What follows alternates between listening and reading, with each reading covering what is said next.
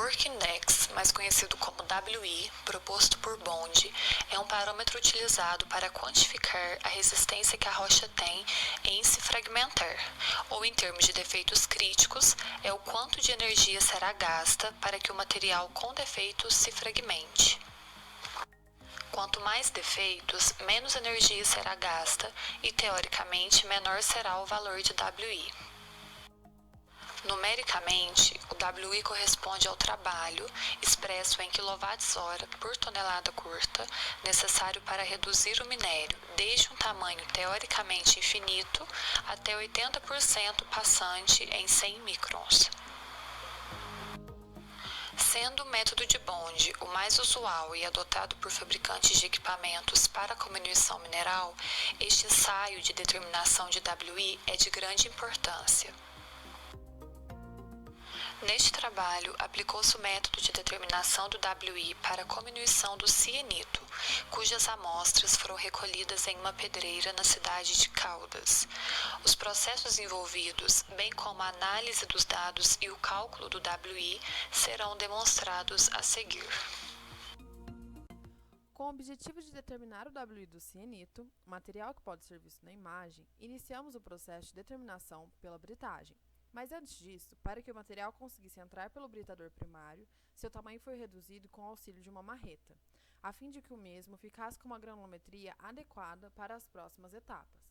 Também foi possível pesar o material, para sabermos a quantidade de perdas que teríamos no decorrer do procedimento. Para iniciar a etapa da britagem primária, foram pesados então 19 kg do cianito, sendo que o material passou pelo britador primário por 4 vezes, e suas aberturas foram da mais aberta até a mais fechada, a fim de que o material, após toda a britagem primária, obtivesse o menor tamanho possível de acordo com o equipamento em que estávamos utilizando.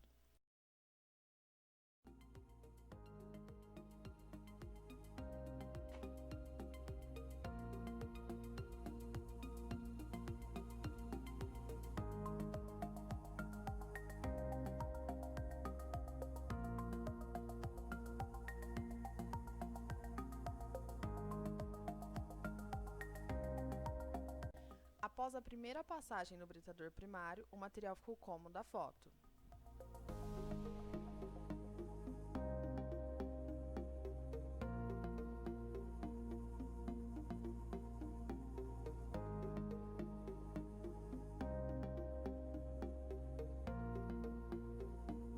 E após as 4 passagens pelo britador, ele chegou a essa granulometria. Para facilitar a passagem do material no britador secundário, todo o material passante no britador primário foi peneirado em uma peneira com 3,35 mm, a fim de que ficasse apenas o mais grosso para ser passado no britador secundário.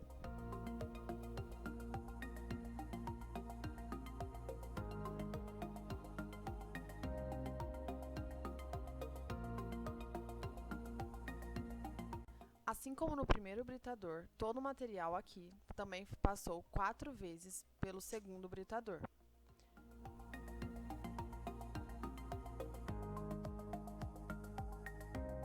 Foi obtida então uma massa de 16,9 kg de 100% passante na peneira de 3,35 mm. E após isso, demos início para a montagem da pilha, sendo que as cabeças da pilha foram retiradas e novamente redistribuídas.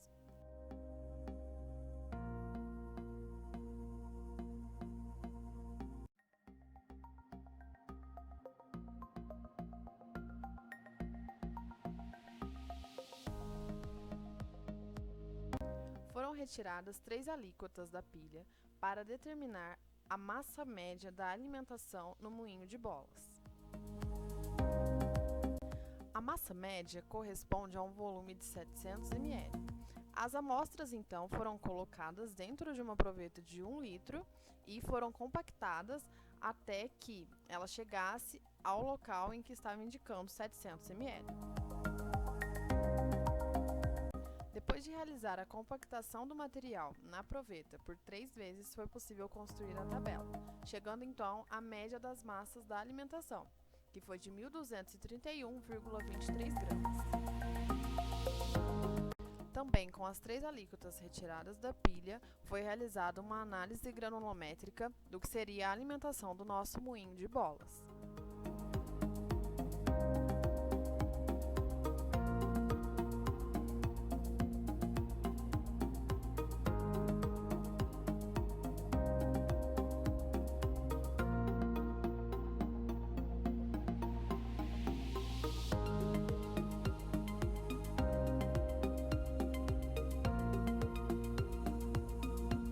De acordo com a média das 3 análises granulométricas, foi possível constatar um A80 de 50 mesh, ou seja, 300 micrômetros.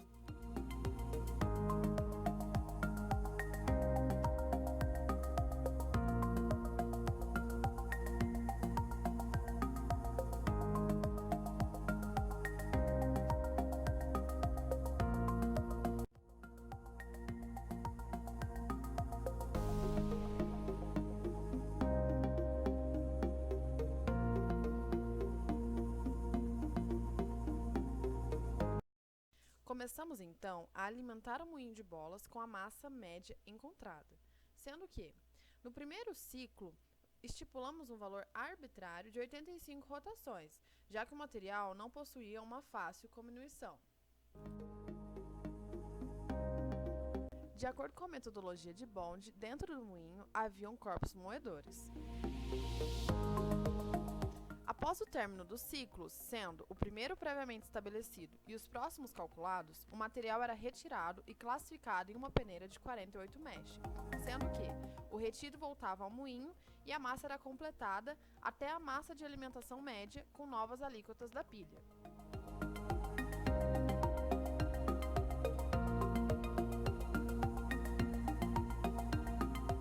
A partir do primeiro ciclo, que teve um número de rotações previamente estabelecido pelo grupo como 85, foi possível calcular os novos números de rotações seguintes, a partir da mobilidade obtida no primeiro ensaio. O processo, então, foi repetido até que a mobilidade se estabilizasse, ou seja, a diferença entre o menor e o maior valor dos últimos 3 obtidos teria de ser menor do que 5% da média dos últimos 3 valores. Para o material analisado, ocorreu então a estabilização no 5º ciclo.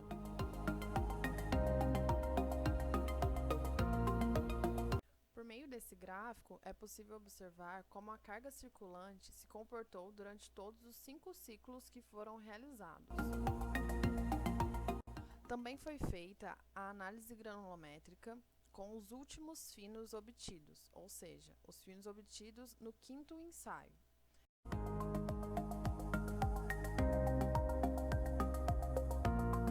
A partir da análise granulométrica, foi plotado o gráfico e o P80 foi de 132 mesh.